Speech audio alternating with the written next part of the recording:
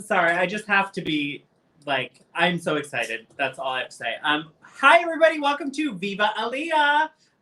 We are in August. Can you believe it? August in this pandemic. We started Viva Aaliyah in March, and we have made it all the way to August, honey. It is winding down to the end of the summer. I have not been outside enough for it to not be summer anymore, but I digress. We have a lot to get through today, and so I want to chat with you for a second before I bring our very special guest on. Literally peeing in my pants that I have this guest on the show. One is our website. You can visit us at www.aaliyahmartinezqueen.com. Check out what's going on. Check out who our next guests are. Next week, we have very special guests, and I can't wait to intro them at the end of the show. I know Dominic is very excited about next week. The other things that you can check out on there are our merch and our What's in Your Glass winners.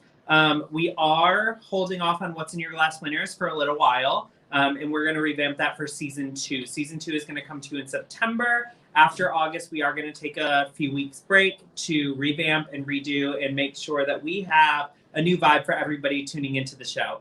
The other thing I want to shout out is something very special to, I want to say to me, but it's not just about me. It's about the person who wrote this. This book is one of the best books I've read in a very long time. I almost said wrote, but I didn't write it. One of the best books I've read in a very long time. It touched me. It made me happy. It made me sad. It made me emotional in ways I haven't been in a long time. It's called This Is Not About You, and it is by our producer, Dominic Moda. Dominic is a very dear friend of mine. He is going to kill me after this show because I'm going in hard on this. But I think if you want to learn about what's going on in the queer community as it pertains to conversion therapy and how it affects people in the long run, this is a book to read. If you have no idea what conversion therapy is, this is a book to read. If you want a good read, this is a book to read. You can find it on Amazon and many other websites. But This Is Not About You is the book to read this summer. It takes maybe a day or two, but it's in depth. It grabs you. It makes you laugh. It makes you cry. It makes you everything. Dominic's going to put me off screen if I don't stop. So I'm going to bring on our guest. This person is a legend in our industry. Miss Gay America 1984, Entertainer of the Year 1991, not just Entertainer of the Year 1991, but literally the first crowned Entertainer of the Year. And such a sweet person. I've had a chance to chat with him backstage. I'm so excited to have this entertainer on the show. Give it up for Tasha Kohl. Hello. Hi. How are you?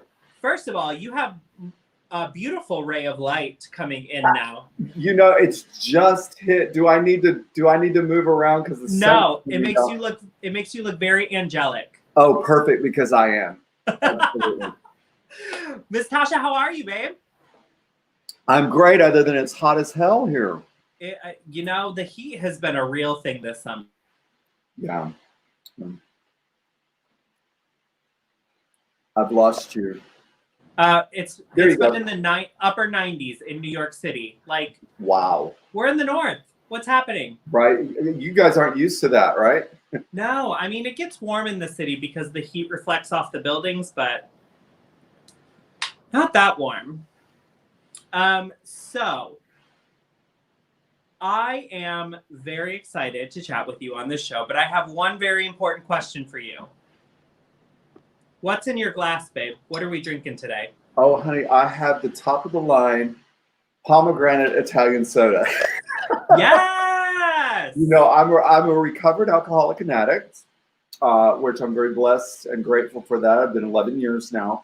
So no more potions, lotions, powders, pills, or extracurricular pharmaceuticals for mama, because I've had my share and most of yours. So I'm good. And that's a beautiful glass also. Isn't that cute? Somebody made these for me, actually. They're like hand done. Well, But I cheers never to get a you. chance to use them now that I don't drink anymore. So I was excited I had them. Well, I want to give a big cheers to you. Thank you for being on the show. To you too, darling. Let's jump into some questions because I'm dying. Ooh, Roger David Javier says, hello, Tasha Kohl. Oh, hey. Hey. You have definitely traveled the world. You are a very worldly woman, been a part of so many of our lives, especially, I will say, especially mine, and have truly sculpted our industry into what it is. You are somebody who has broke molds. We talked a little bit about how you kind of molded yourself for Miss Gay America and then went right back because Tasha Kohl cannot be kept in a cage, honey. What was your driving force to start out in female impersonation? What made you want to do this, especially in the 80s? Well, honestly, actually, I started in 1979, believe it or not. In the 70s? Yes, I was 3, in case you're counting. Yeah. No. You were actually still a fetus, but you were doing fetus. drag. I was the original toddler in tiaras, but unfortunately there was no such thing as film back then. So, no. Honestly, the first time I ever did drag was on a dare. I was a theater major in college, and my dream was to be a Broadway star. That was what I always wanted to do, really, or so I thought. But it was so strange that I did this show just as a fluke, and this club offered me a job on Friday and Saturday nights for $15 a night plus all you could drink. Little did they know they were going to lose out on that deal. But yeah, it was a place in Fort Worth, believe it or not, called Ob's Mexican Food Restaurant, Disco Steakhouse, and Show Bar. You cannot make that shit up. You sure cannot. A lot of plastic in the hamburgers from us going back and forth across the grill. Literally, they put a little black and white tile floor down in the corner with some Christmas lights, and we moved the enchilada tables out of the way when the show started, and that was our stage. I was fortunate enough to come in just behind. They'd finally gotten a sound system when I started, because before that, you went and dropped your quarter in the jukebox, and your song was playing on the jukebox. So yeah, things have changed quite a bit. Whoa! I mean, I can't imagine. How long did it take to like find the music you wanted, or what if they didn't have the music you were planning on performing that night? Well, like I came right behind that. They were doing that, but by the time I started there, you actually brought you had the sound system or a reel-to-reel tape. Yes, that was even actually a little bit prior to cassettes. Okay. So anyway, I started working at this club a couple of nights a week, and then another club owner saw me that she had the lesbian club across town called the Split Image. She what offered a name. $25 a night on Thursdays to come there. And then not long after that, the big club owner had heard about me, came to see me, and he offered me a job on Sundays. So in a matter of 6 weeks, I was working 4 nights a week in drag. I wasn't very good. I was still definitely trying to hone my craft and figure out what my look was, what my art was. I originally really all I ever aspired to be was the next great white disco princess. But fortunately, I learned early on that yes, I was one of the reasons why white women shouldn't dance. So I had to rethink that. Thought. So, but I loved black music, and I still like mostly black music. But not long after all this happened for me, so a lot of my repertoire was like black music, like Patti LaBelle and I mean all the black disco people, all that kind of stuff back in that day. Phyllis Hyman, but the next thing you know, I got a job at the Landing in Dallas, and I was working with Lady Shawn because I lost Miss Fort Worth. I had a dare to enter a pageant because I wasn't going to be a drag queen. I was a guy, and this was just something I was doing for, I never intended it to turn into a career. It wasn't my aspiration at all, but it just kind of happened. I entered Miss Fort Worth and I lost. I was first runner up, but it was the first year they had opened the pageant in Dallas to any surrounding county that touched Dallas, you could enter Miss Gay Dallas. So I thought, well, I'll go enter Miss Gay Dallas, and I know I'm not going to win, but if I do a good show, maybe I can get a booking over there at the Landing, because that was like the Landing and the Copa in Houston. The Landing in Dallas, the Copa in Houston were like two of really the nation's biggest show bars at that time. And oddly enough, I won Miss Gay Dallas, and they hired me that night to be a cast member with Lady Shawn, Diva Sanchez, and Candy Delight. And it was an amazing adventure for a while. And then the next thing you know, I got hired at the Copa in Houston, and I'm working with Donna Day and Naomi Sims and Hot Chocolate. Well, I can't very well do black music in that cast, because basically my claim to fame in the time was that I was a talented white girl, because oddly enough, at that time, there weren't a whole lot of really popular white. It was more, I mean, percentage wise, it was a lot more black people and Hispanic people that were famous drag at the time. You know, there were some amazing people that stand out back then, like Michael Andrews and Rachel Wells, some of those people. But I'm just talking about in the clubs in Texas, especially. Yeah.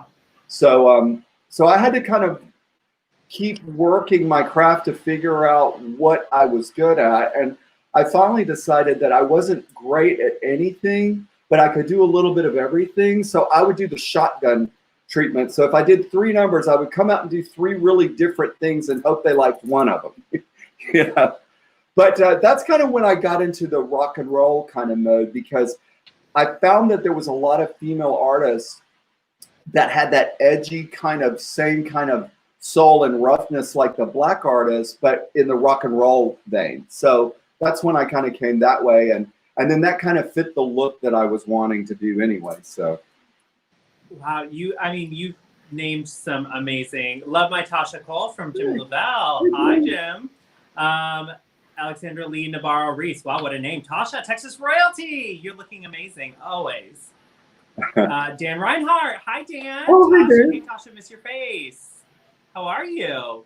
Lots of people, I'm sure, are tuning in tonight to get a piece of advice from Miss Tasha Kohl. But you named some legends that are in our industry. I mean, you are of the people that built this industry into what it is today. So what was it like entertaining back then as opposed to entertaining now? Well, other than the music, because you had to bring records and other things. there was a lot less competition back then, I think, as far as just really people that had honed their craft and were really at the top of their game. Back then, they were still raiding the gay clubs a lot. We were harassed a lot, and it was against the law. When I first started doing drag, and for some years into that, it was against the law to be in drag if you didn't have on at least 3 articles of male clothing. And if you've seen my act, I rarely have 3 articles of female clothing on, much less putting male in there somewhere. And on that note, that's when I learned how to do pads, because when I started wearing pads, nobody wore pads. And because I had to do something, because I was really thin, but I've always had broad shoulders, and I never looked more like a man than when I put on a dress. So I needed something to and that's also kind of where the big hair ideas started coming from. I was trying to counteract the shoulders. But I thought I need something, and my ex at the time worked with a lot of drag queens, and he helped me really start my career. And he was like, "You look like a boy. We got to do something." So we started playing with foam rubber, and I'm telling you, the razzing and the teasing I got when I first started wearing those pads, because everybody teased me and said I looked like a football player, I looked like the Tin Woman. And now, mind you, some of the first pads that I designed were not. We're not to the level that they are today, but it takes some trial and error, bitch. So, always. But we were talking about this earlier. Also, you had to compete. You had to be in the pageants if you wanted to be successful in this business, because there wasn't anything in social media. You weren't going to get your name out there. Nobody was going to have heard of you or seen you if you weren't in the clubs in a major event. And that's how you promoted your career and were able to raise your prices and make it into an actual career living. Because I did it as a career for about 12 years solo before I decided to kind of come off of it a little bit. But I digress. So some may say, oh, Roger David Javier says, The Emotions, I Don't Want to Lose Your Love was the first song I ever saw her perform at Village Station Trash Disco Sunday, 1989. Yep. Wow. Correct. That's what I'm saying. I still love black music. I still love. I mean, what a name, though. Like, that entire name for that bar is hilarious to me. For those of you who don't know, I actually was pulling out every single piece of hair that I owned to make sure I could have something with a little volume, because this is a baby wig for Miss Tasha Kohl. Your wigs are actually like the size of a human, and I don't know how you get them. I mean, not only do they go on your head and you move in them, but they move themselves like hair. Like, this has movement to it. I was saying earlier, and I'll say this on camera, Lady Bunny wishes, but Lady Bunny, if you're out there, I love you. I would love to have you on the show. But Tasha Kohl is the original person for big hair and all of that. Your hair is immaculate. Do you do all your own hair? Does somebody else do it for you at this point? I've had people over the years that have helped me create and build the wigs. I do a lot of my stuff now myself. I had, honestly, most of my hairdressers that I had through the years are no longer with us. They all left me during the AIDS pandemic. So Michael Green has helped me with some things. Samantha Steele, she helped me I wanted that giant mohawk. I don't know if you've ever seen that, but I have a giant mohawk, and she helped me create that. But here lately, I've been building my own. I've kind of learned how to do it on my own, because it's hard to, I don't draw very well, and I get things in my brain, and it's hard for me to get what I've got in here on paper or into somebody else's brain. So out of necessity, I've kind of started building stuff myself. That's amazing, considering the hair that I've seen you in. But I will say now, when I'm in a show, I always try to get somebody to help me with my hair, because even though I can construct and get the hair ready, when I'm changing and trying to put that hair on and everything, it really takes two people. Yes. There's a little mohawk. Yes. Dominic will do this frequently. He is the best producer I've ever worked with in my entire life. You will mention something, and 10 seconds later, it'll be up on screen. There it is. So, that photo is one of the amazing hair pieces you have. You have many, many, many, many, many. When is the last time you wore something subtle and subdued? Probably Miss Gay America, 1983.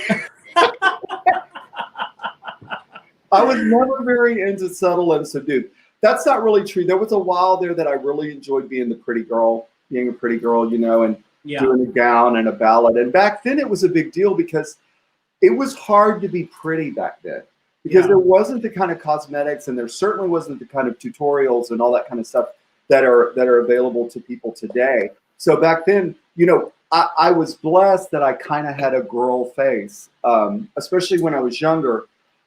So I painted up pretty well that I was passable and I could be pretty at times. So I did enjoy that for a minute, but then that got boring to me after a minute. It was like, I wanted to be edgy. I wanted to be nasty. I wanted to be funny. I didn't want it. I got tired of, because I got shoved in that hole a lot where you're supposed to be the pretty white girl. That's why we hired you. And I'm like, well, bitch, you hired the wrong pretty white girl. I'm not her.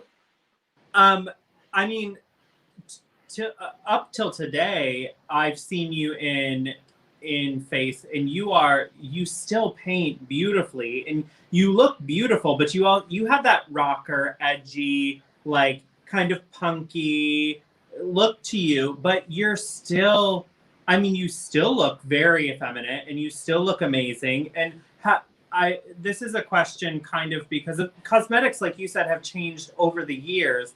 What sort of tactics or face plotting have you done to make sure that your face was still that like effeminate look with the difference in makeup over the years?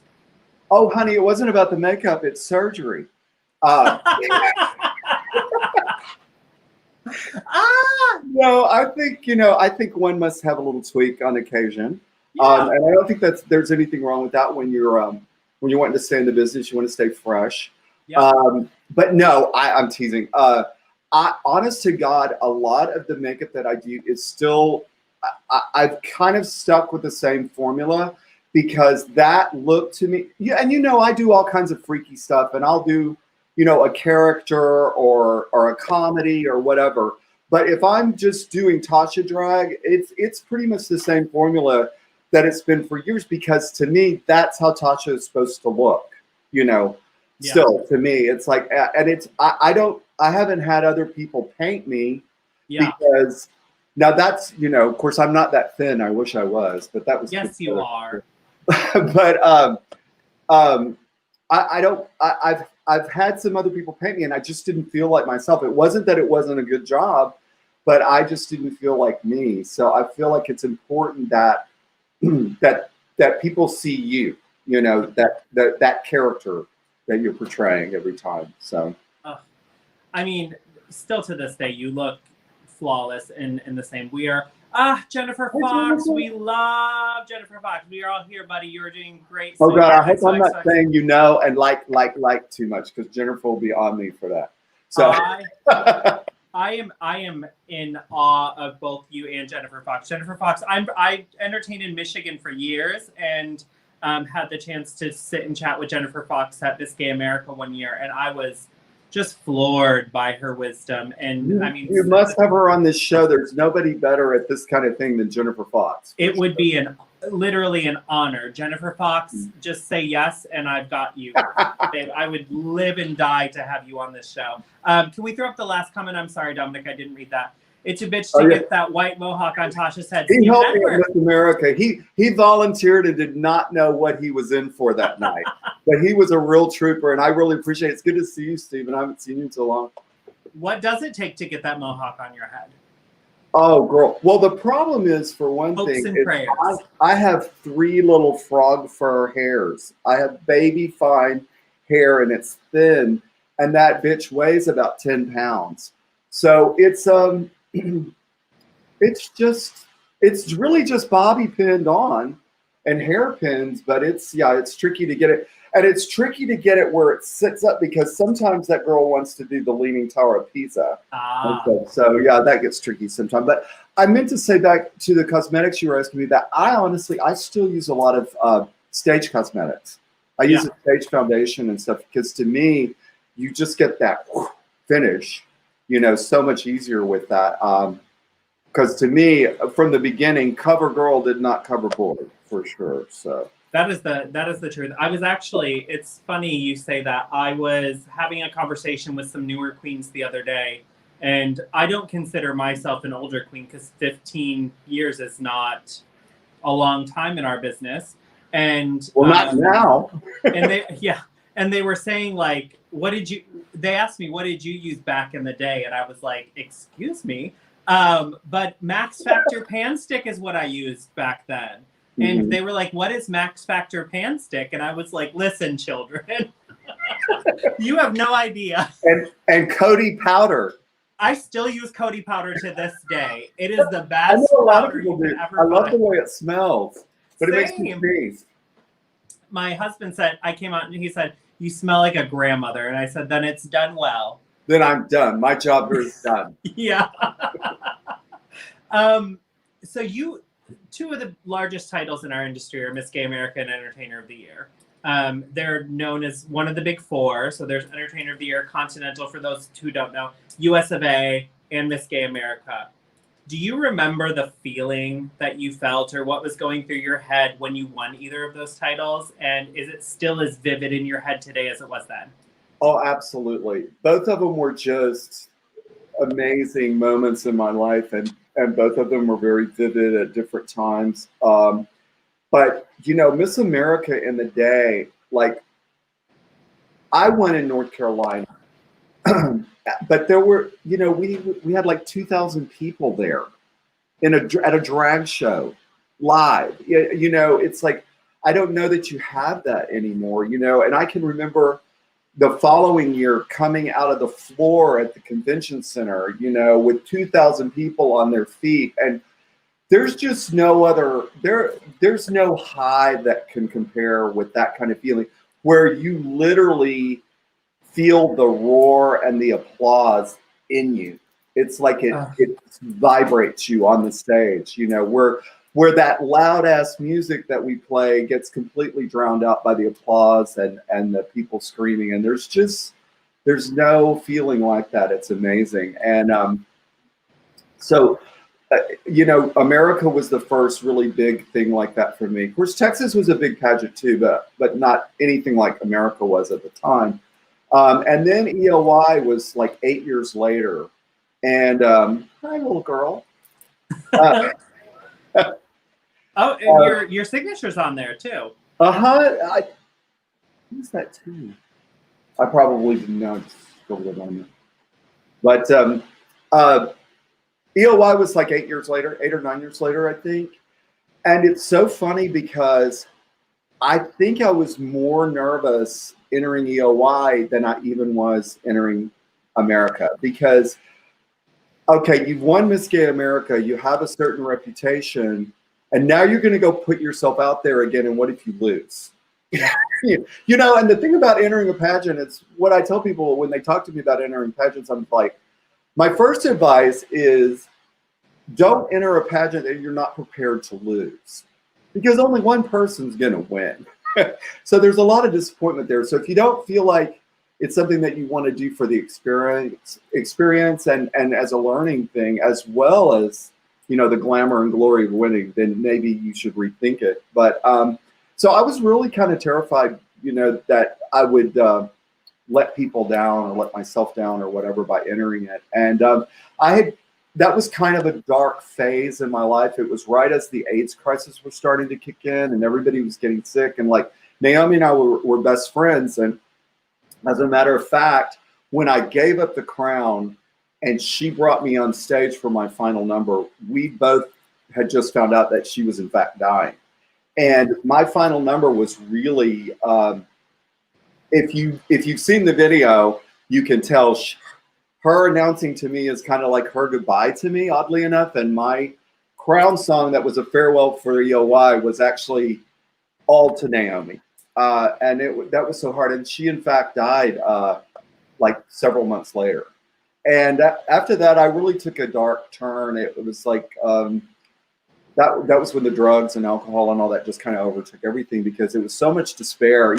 Here life had just been a party and a carnival, and gay rights finally came around, and we were starting to have some freedoms and not harassed by the police so much and all that. And then the next thing you know, boom, like all of your 20-year-old gorgeous men are turning into 90-year-old dying, withering humans. And not to bring a downer on this thing. No, please.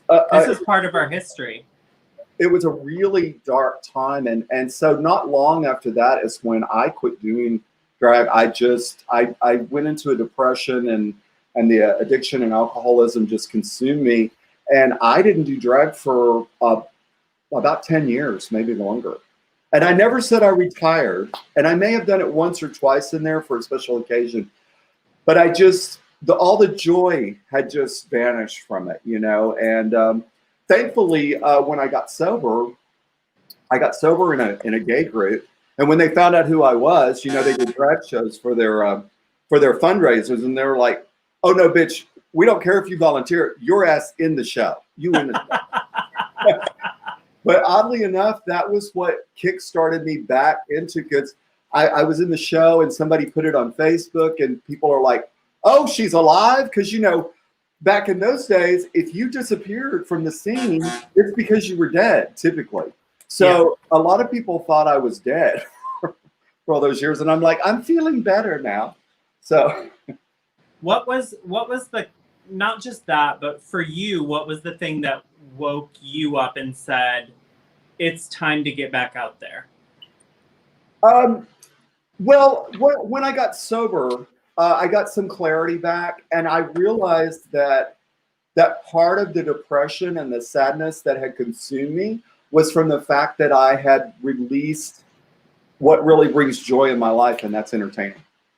You know, that was my joy. Like I said, there's no better high. Drugs and alcohol cannot replace the high of having a crowd that you know, making people laugh is the coolest feeling. When you can see people in the audience having a belly laugh over you making an ass of yourself, there's no better high than that. So it really is. It's such an amazing feeling to be up there in front of people, and I'm first of all, I'm so glad that you are back on stage. Aguilar Larry says, "I love you, Tasha." We all love. You were and still are a natural beauty, Jim Lavelle. Jeremy Reed Sutherland, a former Miss Gay United States. Hey, Tasha, we miss you in Arkansas. Yes, we are Gay United States sisters, Miss Jeremy Reed Sutherland and I. So I just have to say, I'm so happy you're on stage and came back from that and were able to overcome that.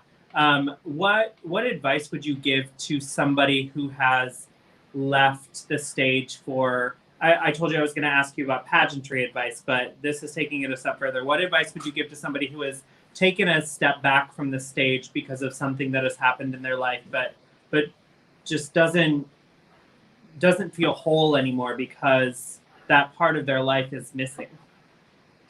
Well, I would say, you know, I would give them the same advice that I finally talked myself into, is that, you know, to remember the joy that entertaining brings to you. And, you know, that when it's a piece of you and you hide it and you let it wither and die, you know, I think that brings that depression on you even stronger. And for me, like I said, all the troubles, all the dumb shit goes away when you're on stage. You know, it's just, and then it's not just about you. I heard there's a book that's really good. Yes, this is not just about you, but there's something to be said for it raising your spirits when you know that you've brought some joy to someone else. You know, even if it's a tearjerker song, if you've made them forget their problems for a minute and just enjoy the art that you're doing, or if you're doing a comedy number and have made them laugh, or something that's awed them with your dancing or whatever, I mean, that's huge. I think there's something that raises your spirits and takes you out of that dark place when you're helping someone else, even more than when you're just doing it to help yourself. Yeah. And for those of our audience that are watching and have dealt with drug addiction or alcohol addiction, is there anything separately you would say to them to help themselves through that? Again, I did not ask you this prior to this show, but so I apologize for putting you on the spot, but I know that it's rampant in our community. It's something that, you know, it could be because their parents pushed them down, or they're having trouble with a loved one or something like that. So yeah, it is rampant, and that's one of the reasons that I try to talk about it freely. I mean, we're supposed to be Alcoholics Anonymous, and part of that is because, you know, if I turn around and get drunk next week, how does that look for the program?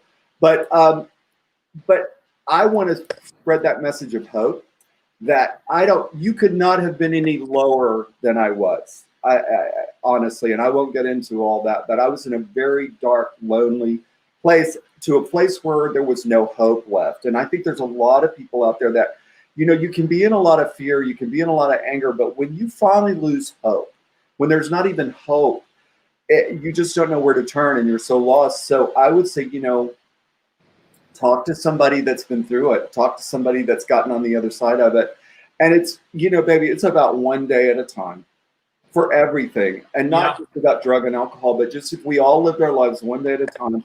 It's about trying to stay in the moment and trying to stay in some freaking gratitude. You know, I try to wake up every morning and be grateful for everything that there's to be grateful for. And I got to tell you, no matter what's going on in my life, there's a lot of shit to be grateful for daily. So that's my Thank you so much for that. Lou Hernandez says, "Love you, Tasha." I can say I knew I was going to enjoy this interview, and there's a lot more to go. But I am so blessed to have you on the show. I just think it's a great time, especially during a pandemic. A lot of people are depressed. A lot of people are going through things, and I'm a huge advocate for making sure that people are well and right and feeling good and not in a slump, and alcohol can play a part of that, drugs can play a part of that, but just depression in itself without those two things are a huge thing that run rampant, not just in our community, but in all communities. And so it's okay to be depressed, but it's how you come out of it that really makes the person. Right, because we don't have any control of the things that happen in our lives, but what we do have control of is how we let it affect us and how we respond to it. And some days you just have to make a choice to be happy. That's what I've just decided to do. It's like, that sucks and that was, but you know what? This is great over here and this is happening, and I can eat and I have a car, and there's lots of things to be grateful for. You're like 30 years old and still entertaining. Right. So I did ask you about advice as far as like coming out of a depression or with alcoholism or addiction, but I do want to ask you, as somebody who has won some of the most prestigious titles in our community, and I'm asking you, actually, I'm not asking you for a friend, I'm asking for me, somebody who is very interested in going for Entertainer of the Year and Miss Gay America at some point in my career. What advice would you give to us entertainers who are looking to achieve that excellence in today's world and community? I mean, you not only won in the original days of those systems, but you have been around and seen all of the entertainers win, and probably have judged pageant after pageant and have entertained at pageant after pageant and seen everybody. So what advice would you give? Well, I'm going to tell you a secret that I learned really early on in my career, and it's still possible today, and it's still just as effective. And a lot of people miss this when they're so busy getting their gown together and getting their act together and their talent together and everything just so. It's a real simple thing. Call the owners and have them send you a copy of the score sheets, because they will do that. When you get that score sheet, look at the breakdown, because let's talk about talent. Okay, let's say there's 300 points in talent. Well, the breakdown may be 100 points of that may be lip sync. So like when I won EOI, I couldn't get my whole group there for prelim talent, and we could change talent at EOI. And I wanted to do a big production, of course, for the final night if I was lucky enough in the final. But to ensure that I read score sheets in an EOI. I don't know if it's still the same, but back then talent was like 300 points. Lip sync was 80 points of that. So I went out and did this lip sync that was like that I had done for 20 years and knew every breath to. There was no way I wasn't getting that 80 points. So you're 80 points ahead, right there.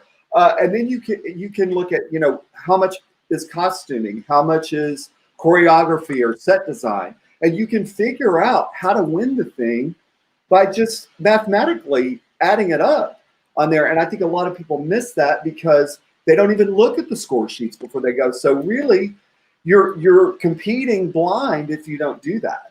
So that's a real simple thing. Then on the more psychological, metaphysical side of it, I would say, for me, it has always been important to be you. Just be you. Be the best you that you are, because there's nobody better you than you. And now we did talk about it in Miss America, depending on, like at EOY, they're looking for a personality, an entertainer, a character, a creative artist. So whatever you bring is what they want to see. They want to see that uniqueness in you. The Miss America format's a little more like they're looking for a certain package. So if in fact that's the route that you want to go, then once again, you got to read those score sheets and you got to figure out what that package is they're looking for. And at that point, you may have to alter your original design. I still don't think you have to be untrue to yourself. Yeah. But sometimes you have to accentuate this and pull back some of that to fit the mold of what they're looking for. If that's who you want to be. If you want to be Miss Gay America, if you want to be Miss USA, Continental's the same way. You know, I think they have more of a look and a mold and a presence that they're looking for. Where EOY, I've seen just, you know, crazy stuff win because that's what they're looking for. So yeah. I love that. I don't know if that made any sense. No, it made total sense. Your presentation engages every emotion I have. Love you, from Randall Stewart. Oh, she's so sweet. Skip McCall. Oh, Skip, hi. Amazing performer, one of the best. Yes, we love Skip McCall. That advice is wonderful. Actually, I've never heard the advice of calling or emailing or messaging the owners and getting the score sheets. That's brilliant. and makes total sense. I am actually a live entertainer, and so I can you still hear me? Yes. Okay. I saw my quality of lip sync live vocal is that point system. So that would work the same way for you. So I live sing a lot of the time, and I always wonder, as somebody who has entertained years and years, what is your thought? This came up on Facebook the other day. What is your thought on somebody who has talent but doesn't necessarily always sound like a woman? Okay. First, I'd like to say that people who sing live, I give you kudos, baby, because I've done it a couple of times, and it was the most terrifying thing I've ever done. But I did it, and I'm glad that I did it. But it's not really my forte, and it's not my comfort zone. But that's really freaking hard to do. Yeah. This is just my opinion, absolutely, and 10 other people could say I'm completely wrong, and I wouldn't argue with them. But if I'm judging a pageant myself, as a judge, I feel like if you're singing a live vocal as a female impersonator, then your voice to me needs to pass as a woman as well. Okay. But I don't think that necessarily means you got to sing like Mariah Carey, if that makes any sense. I think there's a lot of ways that you can be feminine. There's a lot of women with baritone voices. But you know what I'm saying? Some guys just come out in a dress and sing like a guy. Yeah. Some people are da, da, da, yeah. da, da, da. You know, God bless America, I love you, but you sound like a dude. So my thing is, I don't want you to break my illusion with your live vocal. I want my illusion to still be that's a female illusion that I'm witnessing. So it's really, for what I'm hearing from you, it's really about softening the tone rather than changing your voice. I don't even know if it's about softening as it is the whole that like the entire aesthetic. Yeah. The whole aesthetic, along with, I mean, I don't care if you can't sing soprano. Right. But I've seen some entertainers that didn't necessarily have a high voice, but they still came across, and everything that came out of them was feminine. It didn't break the illusion. It didn't say, that's a man, Maury, you know? Speaking of, you've been on a couple of shows in your day, haven't you? I have not. You haven't? I thought you had. No, the only thing I ever did was the Female Impersonator of the Year. Lyle Wagner and Ruth Buzzy. Yeah. Okay. I have one more question, and then we're going to play a game. Okay. Miss Donna Crane. She's been a big part of our community. Played a significant role not only in EOY and Miss Gay America, but she has just been a huge supporter of drag and everything. What was her impact on you in your career? And for the people out there, who is Miss Donna Crane? Oh my gosh. Well, Donna Crane was the administrative assistant for Miss Gay America for years and years. So basically she was Norman's right-hand man. She tabulated the scores. Donna was absolutely huge in my career as Miss Gay America and EOY. Donna actually traveled with me most of my touring as Miss Gay America. We went in her van a lot of places, like I would fly somewhere and she would pick me up in a van and we would, tour whatever cities, because they tried to book the prelims back then where the same regions and states would be a few days apart, or so that we could do that, so that we could, rather than the foreigners having to fly you back and forth to each pageant, they would try and block them, 3 or 4 at a time. And so Donna was a huge inspiration, a huge mentor, and I can't think of the word that I'm thinking of now, but Donna basically held my hand and walked me through being Miss Gay America. I mean, if it wasn't for Donna Crane, I would have had a really, really tough year. She was amazing. And same thing with the ELY. She was instrumental in me entering ELY, because there were a lot of people that called me for a lot of time going, you should enter this pageant. I was like, there's no way. I won Miss Gay America. I'm done. I do not want to enter anything else. But oddly enough, at the time, I really needed the money. and I really, when they sent me the package for the pageant, like I said, I just thought it was such an amazing concept. Yeah. And I thought, gosh, where was this my whole life? Because this is who I am. Did you win a car? I did win a car. And about $7,000 or $8,000, which back then was a big deal back then. Because that was 91. So the prize package technically back then was better than it is today. I don't even know what it is today. I think it's 10 total. 10,000 total. Oh yeah, then I think it was, because I won several preliminary awards that had prize, and then I won the pageant prize, and then the car.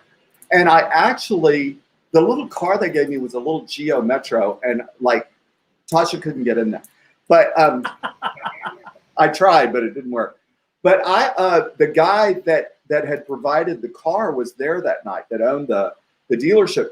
And so I went the next day and traded it in for the same thing, but a convertible one. And it was so cute.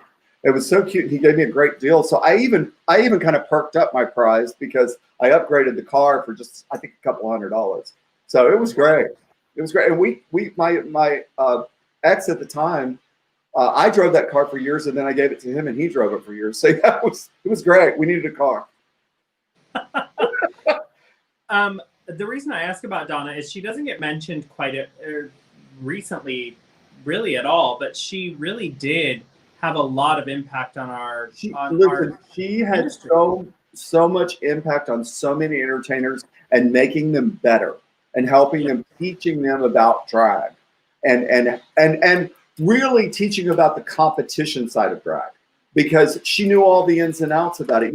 She may have very well been because I learned that before I went before I won Miss America, but I don't remember who told me that about the score sheets.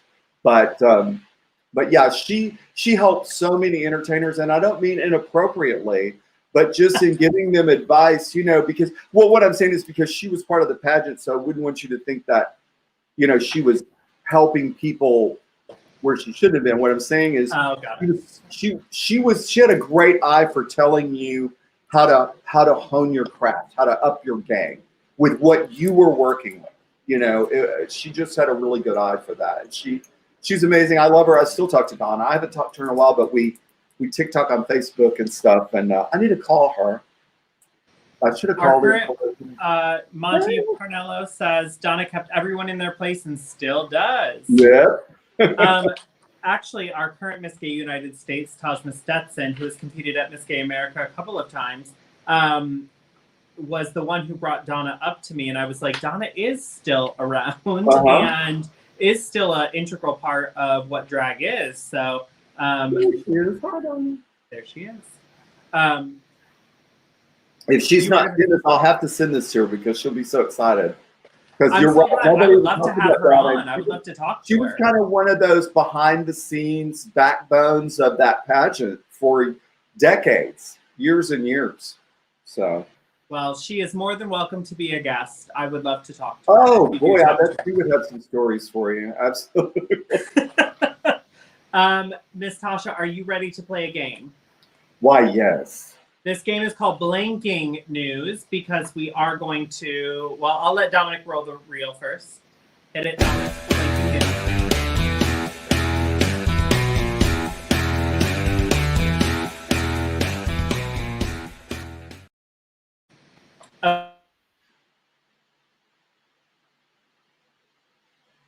Together.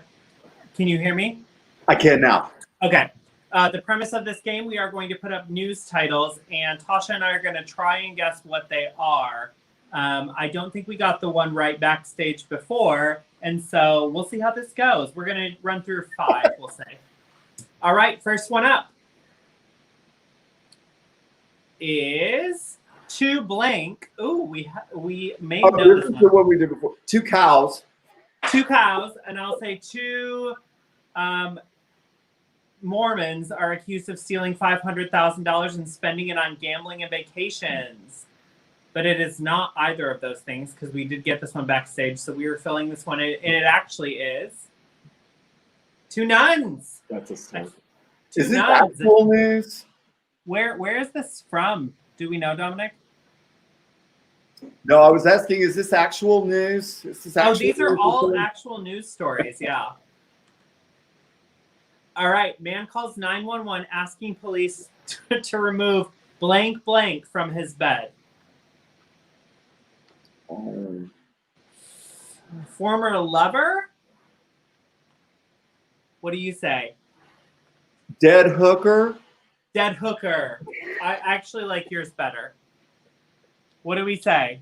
Snoring woman. Dead hooker, snoring woman, same thing. Difference. Same difference. $18 million worth of cocaine was found hidden under. Lady Bunny's wig. Yeah, prostitute. Same thing. What's the answer? Banana. Bananas. Hidden under bananas. These are actual news. Hola. These are actual news titles. Interesting. Woman charged with disorderly conduct after throwing a dildo at her husband. Wait a minute. Let's see. Dildo was what I was going to say. So let's go with dildo. All right. Before we move on to the answer, I want to see if anybody in the audience, since we're only doing 5 of these, we have this one and 2 more. I want to see if anybody in the audience has a suggestion other than dildo. Chime in now or forever hold your peace. Honey, do you have an answer? No? Does your husband have an answer? Let's see if they have an answer. Woman charged with disorderly conduct after throwing a blank at her husband. I said dildo. Tasha said dildo. A child. I thought about that. But I was Maybe going to say baby, and I thought that was too bad. I couldn't say.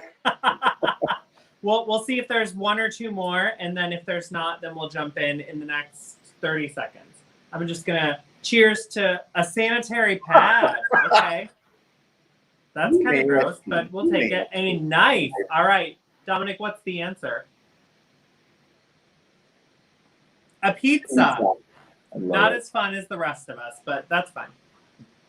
All right, 2 more. Mom wears blank, blank, blank to go to shop at grocery store. Bra and pasties. Bra and pasties. Let's say culottes and thong. Culottes and thong. Buzz Lightyear helmet. Okay. All right. There are some crazy people in the world today. I mean, here we go. Texas woman wakes up from surgery with thick blank blank. Bushy brows. Bushy brows. I'm going to say vaginal walls. Oh, God. Wait, before we put up the answer, let's see if we'll get one person from our audience jumping in. Bushy brows and vaginal walls. Does anybody else have an answer? We're going to cheers. Split ends. All right. If it's not split ends, bushy brows, or vaginal walls, let's see what it is. British accent. Oh, wow. Did not expect that one. Oh, Man claimed to be blank while naked in church. Christ. Masturbating. This is our last one. Christ or masturbating? What is it, Dominic? Jesus, you were right. That must have been a local Texas news station. That was me. That was you. It was Tasha Kohl. We talked about quite a bit. Do you actually feel this pandemic is going to have a significant impact on not just contestants for competitions, but the entertainment industry in a whole in the future? I think this pandemic is going to change life as we know it in pretty much every area. I think business, entertainment, school, everything.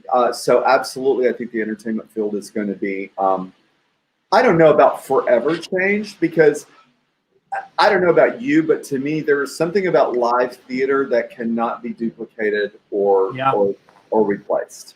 There's something about, because somebody was talking to me about possibly doing a virtual show, like going to the Rose Room where I do my show and just filming it, putting it on the air. But I'm not sure that I can do a show without a live audience. I don't know that, that energy and that you get fed from that crowd. I just feel like I would be so dull, just kind of, I almost feel like I would feel like I was just going through the motions without that interaction. I think that's part of the energy, and I think that's part of what brings it to life. So I think if we're ever to a place where it's safe again, that the live thing will come back.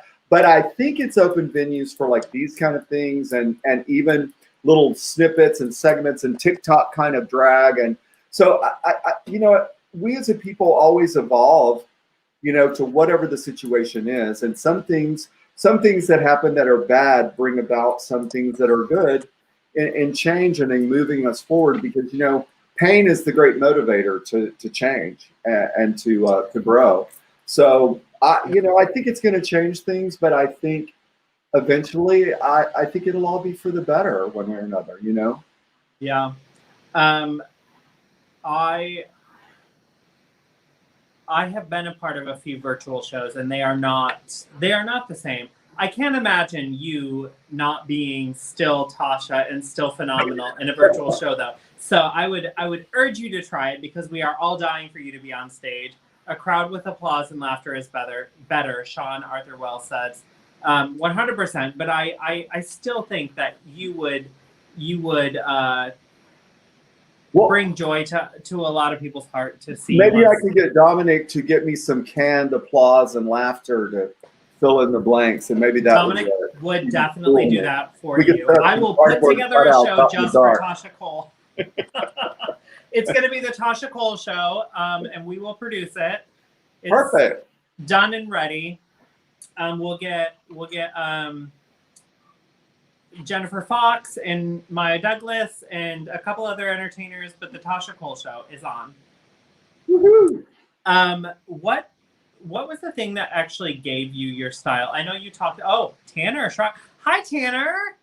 Hi. Hey, hello, love. Stella, darling.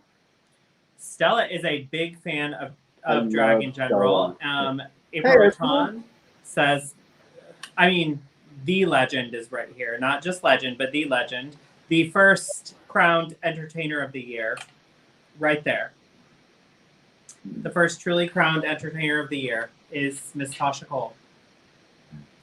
But so we have said a lot about entertaining during pandemic, but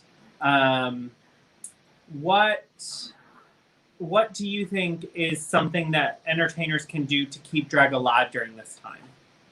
Well, I think just like the show that you're doing, I think it keeps the interest generated. I've seen some things where people do, like I said, little short TikTok things or even little mini shows from their house and everything. And I think it keeps, it looks good, girl. Looks good. There was one piece that was like giving me a little. Oh, I always like that one errant piece. I think that means you're real. All right, we're Tasha Kohling it. Hold on, let me get that piece back out. Here it is. Yes, that makes it. That's just right. But but yeah, I think people are doing it. I think you're part of that. I think a lot of people are already advancing where things are going and what they may evolve into from here. And I think that these things will still be relevant and become part of people's entertainment, thought pattern, even when the live thing comes back, because then you'll have carved your own kind of niche here for this type of entertainment as well. Yeah, I'm hoping to keep this going on past when the pandemic is over, and just continue to talk to entertainers across the nation and dig into the lives of, legendary entertainers like yourself, or I had Maya on. I would seriously, Jennifer Fox, if you're watching, message me, girl. I'm praying that I get to have another. That girl has some tales, honey. I've heard a couple, but I have not heard them all. But I just think that it's very important to have all aspects of drag represented, and there's only one way to do that, and that's either have a massive show where we start inviting everybody, and not just like the fishy queens or the legendary queens or like the weird queens, or have a platform like this where we can sit here and talk together. And so I hope that that's what this is accomplishing, and I really want this to be the platform where we have every type of drag represented. Truly crowned Marsha McLawhorn. Hi, Marsha. Oh my God, I remember Tasha Kohl at the Copa in Houston. Yes. We talked about the Copa a couple times tonight. What actually was the thing that gave Tasha her style? Oh gosh. Well, I wanted to be different. I always wanted to be different. I always wanted to have my own look and my own style. But honestly, when I named myself, there was a song called "Shoot Me" by Tasha Thomas. It's 100 years old, but it was a great disco song, and I don't think she ever did anything else. But it was so funny because I listen to the song now, and it's not that much. But when I heard that song, that voice that she had was what I pictured Tasha to sound like, and to look like, if that makes any sense. It was like from this voice that I kept trying to find. And, I think it's grown and progressed over the years. Because like I said, I started out being, this little pretty kind of demure kind of queenie thing. But now it's kind of grown into like this beast kind of woman. But I love that beast woman, honey. It's that, because it's like I wanted to have a pretty look, but I didn't want it just to end there. I wanted it to be kind of an edgy, different kind of pretty, kind of my own kind of pretty. So I guess I've achieved that, and because I like the look, so I keep, like, I love the white hair. I got into the white hair, I think really, I really got into that when I came back into drag. So maybe that was my metamorphosis from my grave cocoon of alcoholism and addiction, that when I came out, I was all pure and white. But there's something for me today that I feel like when I put on that big white hair, I feel like it takes all the cracks out of here. I have not seen a crack yet. Well, that's because I smeared Vaseline all over that little thing before we started this. You got that RuPaul filter, but look at you. That is true Tasha Kohl hair right there. Thank you. You know how we did that? That's actually just a big Cher wig that I braided and crimped and then brushed out. But we duct taped. Andrew Kyle took this picture, by the way, and we duct taped a lawn and leaf blower to a folding chair in front of me. And if you notice, I loved what it did to my eyes, though, because it blew my eyelashes up. And I was like, oh, I like that look. So then after this photo, I started gluing the corners of my eyelashes where they kind of curl up there at the end, because I like the way that looked. I mean, this is how I picture you all the time, though. This is how I picture me too. But you look like this. This is how you look. Well, thank you. Still to this day, you look like this. You are seriously one of the beauties of our community. Oh, thank you. And I again, Well, I tell you, I say really appreciate that because I never say that this is a first for your show, but I am 62 years old, and I am so blessed to be that. I used to be terrified to say that, and I didn't want anybody to know because I had some shame behind it and some fear. But I've realized just in the last few years that, so many of my peers were denied the opportunity to be 62 years old. So many of my peers were denied the opportunity to still be performing 41 years into their craft. So today I embrace that and I shout it from the mountain and go, you know what? Yes, bitch, bring it. Let's go. First of all, you are a beautiful 62, if that's even true, because I don't know how you're 62 and looking like this. Honey, do the math. Count back from 1983 when I went. No, I'm pretty sure you took a time machine somewhere in there. You look wonderful. You're such a beautiful soul, and I knew that just seeing your entertainment, but being able to talk to you, you're more than I could have asked for on this show, and more than I could have asked for to chat with in even behind the scenes. And so, well, thank you. I'm so honored to be asked, and thank you for having me. It's been a pleasure and fun. I have one last question for you, and then I'm gonna say a quick goodbye, but not a true goodbye because we're gonna chat backstage. What's coming up for Tasha? Do you have anything on the horizon? Do you have anything that we should be looking out for? Well, everything's so up in the air right now. I don't have anything really confirmed. I started producing my own show about 3 years ago called Icon, the show. And I do it here in Dallas at the Rose Room. And I do it about twice a year, typically. It's scheduled for October the 4th. But of course, with everything going on, I'm doubtful. I'm optimistic, but doubtful that is going to happen.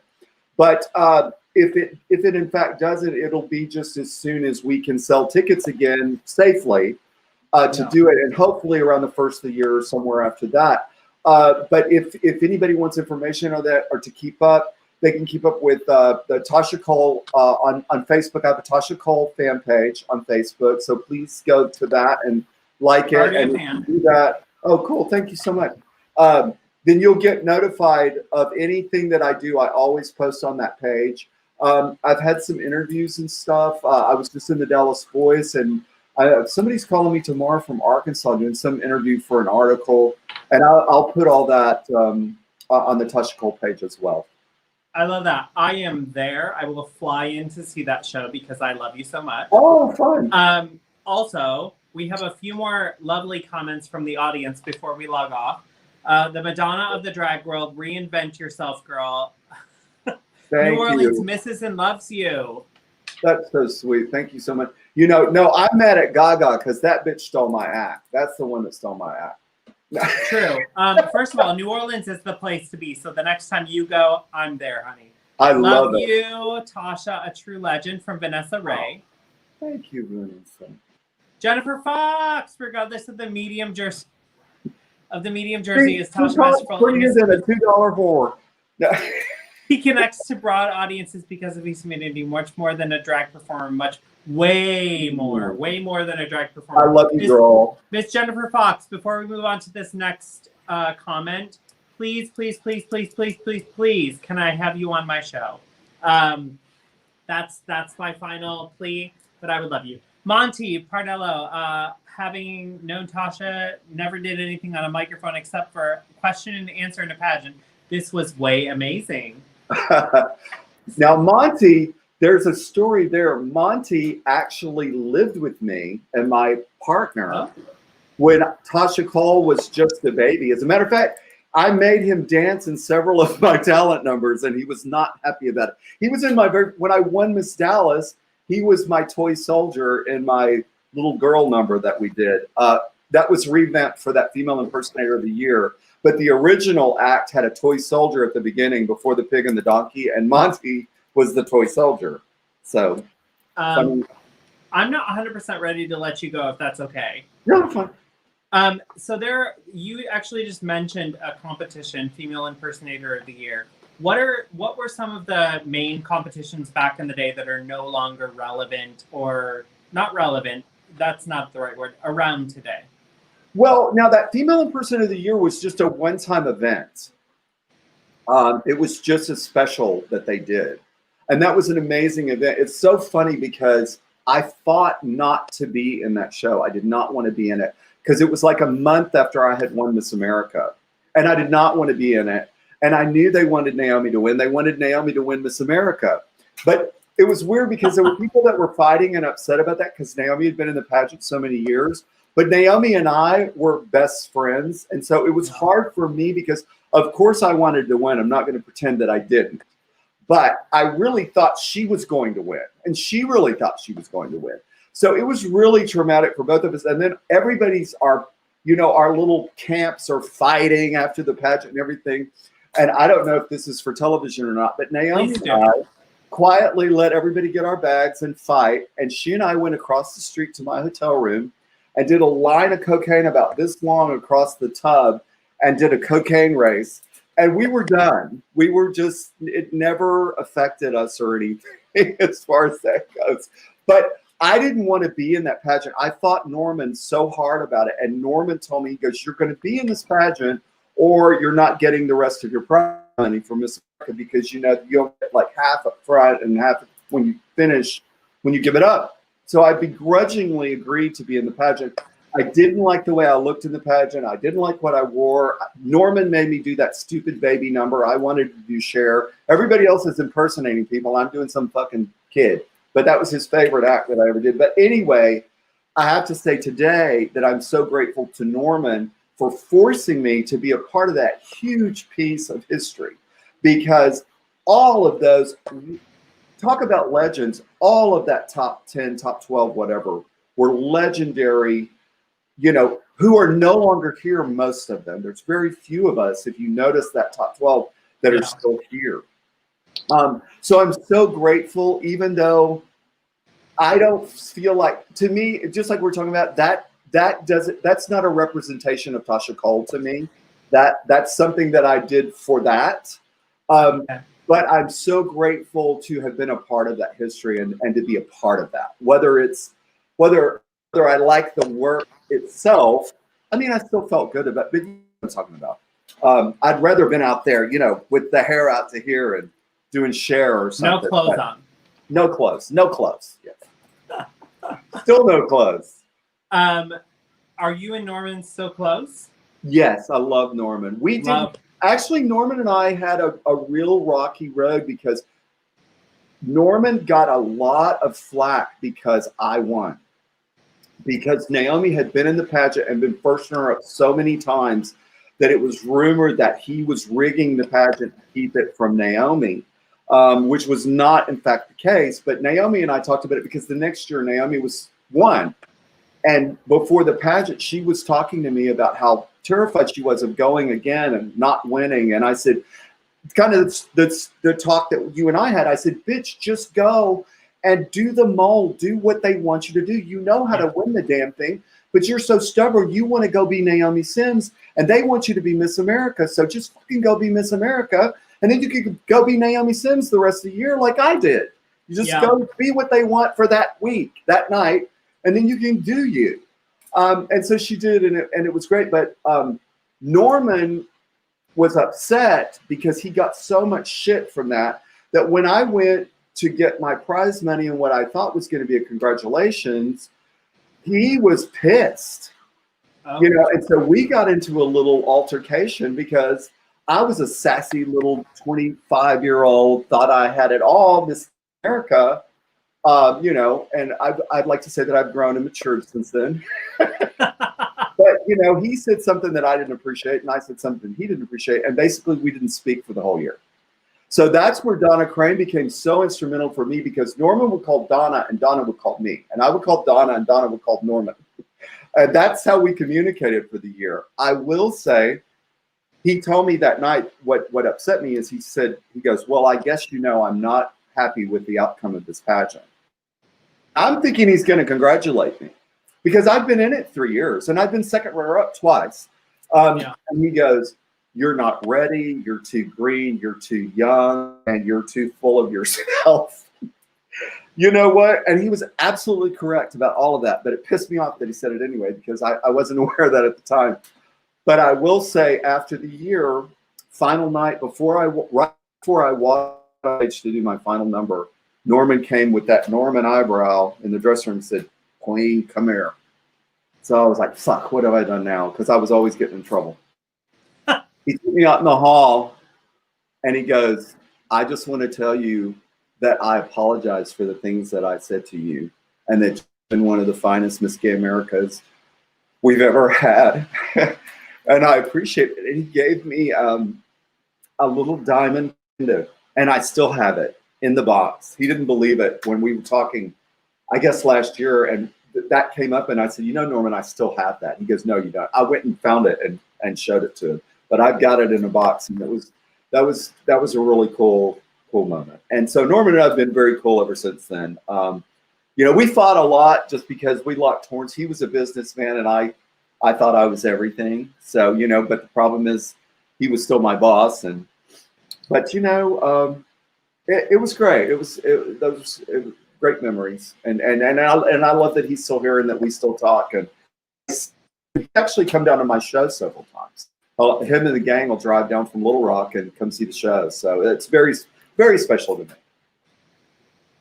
Seriously, thank you so much for sharing that. That's a piece of history that nobody would know, and something that brought joy to me and made me tear up. I know. Donna Craig! I told Norman in the hall that night, I was like, "Oh my God, you do have a fucking heart. Who would have thought?" Donna Crank just commented. She did. She made it. She did put it back up. She said hello. She said hello. Hello, Donna Crank. Donna Catherine. So that's a seriously beautiful story. Donna Crank, we've talked about you quite a lot tonight.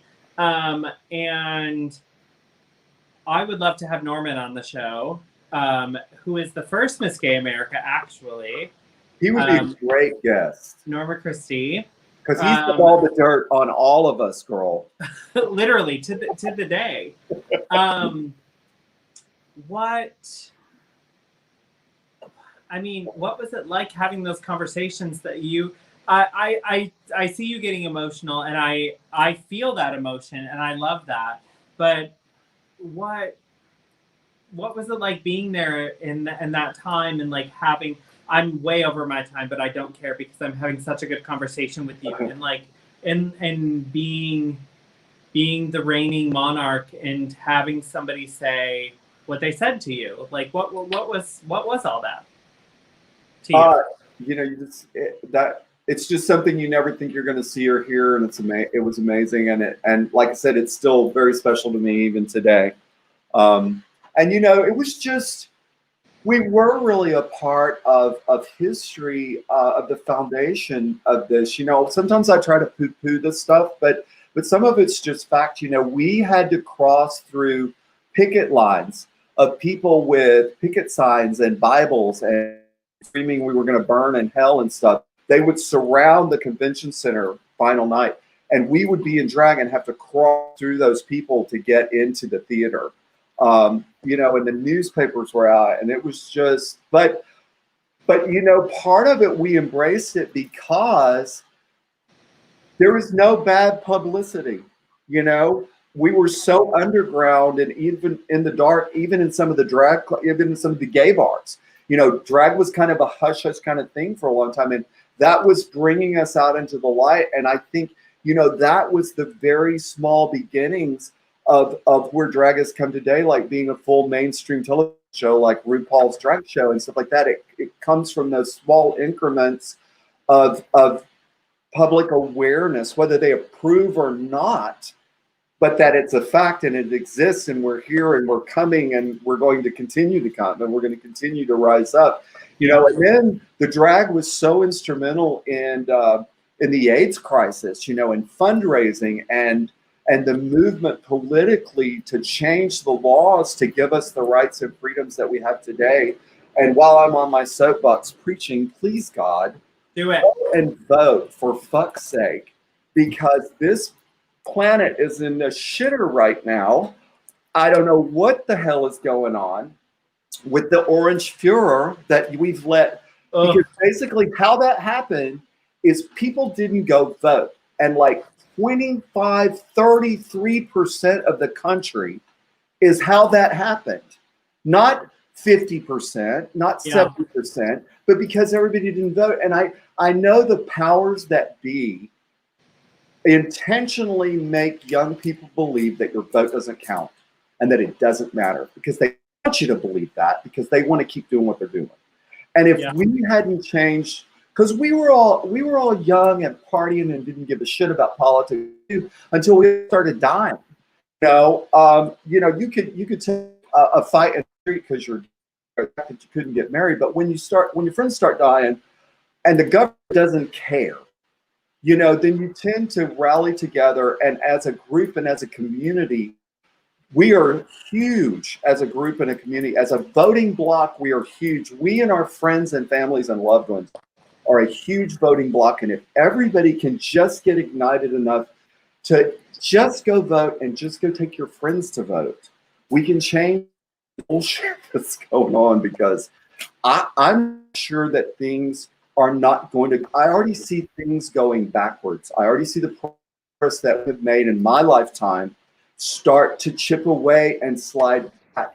And I don't want you guys to have to go back to where we came from, because it was not a fun place to live. It was not fun hiding the fact that this was your boyfriend and not being able to hold hands in public and even sit at a dinner table, at a restaurant without being harassed and crap. So, okay, I'm done. No, thank you. You can go on all night, and I'm just listening. Thank you for that. And the biggest thing we can take out of that is please vote. Please vote.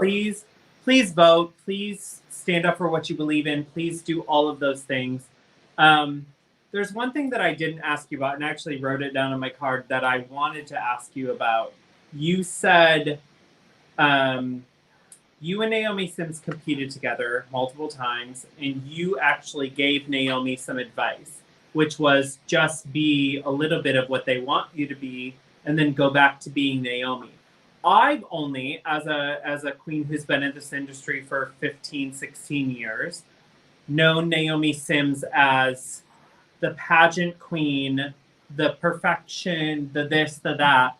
If you don't mind, because you were her dear friend, what was Naomi outside of that? Oh my God. Naomi was a sloth on stage compared to what she was as Newman. Okay. Newman was an absolute, Naomi's, Tasha's on the left, I think that's how it reads, and Naomi's on the right. Right. Yeah, oh God. She was just, if you've ever seen her on stage, she was explosive. But off stage, she was just a fireball, and she was never still, never dull. It was always 100 miles an hour. And we used to run around together. And back in those days, like I said, I was closeted. I was very much closeted. Even when I was doing drag, I dressed in cowboy drag and a hat and boots and Wranglers, and I talked like this, when I was out in public. And all of a sudden I'm in Houston, like living with Naomi Sims on the weekends, because I flew back into Houston. No, most people didn't realize this, but the whole time, for the whole 8 years that I worked in Houston, I lived in Fort Worth, and they flew me back and forth every weekend to do that show, which was unheard of back then as well. But, Naomi and I would go out, and I would just be terrified, because Naomi, her favorite outfit, and this is in 1980 something, like 3 or 4 or 5, long time ago, was a pink Izod sweater, pink Izod baggy shorts, those pink leg warmers, some pink topsiders, and a pink polo baseball cap, and every little plastic toy and whistle necklace and bracelet that you could have on. And then we would go in public, and people would stare at her, and she would get indignant with them and go, "What are you staring at, Mary? What are you staring at? Why are you looking at me?" And I'm like, "Bitch, look at you. That's why they're looking at you. Once you come out looking like this, and then you get indignant that people look at too. But she was amazing. She was just an amazing personality. This is from the Copa. This is Fab Four. This was evidently after Tiffany Jones, because when I first started working there, Tiffany Jones was the MC, and they had been the Fab Four, and then they hired me, and it became Tiffany Jones Presents the Fab Four, and then we were the Fantastic Five, and then Tiffany was actually the first person I knew to contract and die of AIDS, and we after that went back to being the Fab Four. But a lot of people thought that I replaced Tiffany after her death, but I in fact did not. We worked together. So I just have to say, I'm so blessed to have you on the show. You have been such a beacon of light and enjoyment in my life, and thank you so much for agreeing to this.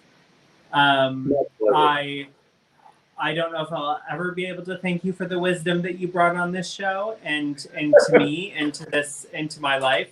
So thank you. Well, you are welcome to it. I hope I have garnered some in my 41 years in this business. So you're welcome to any little tidbit that I have to share.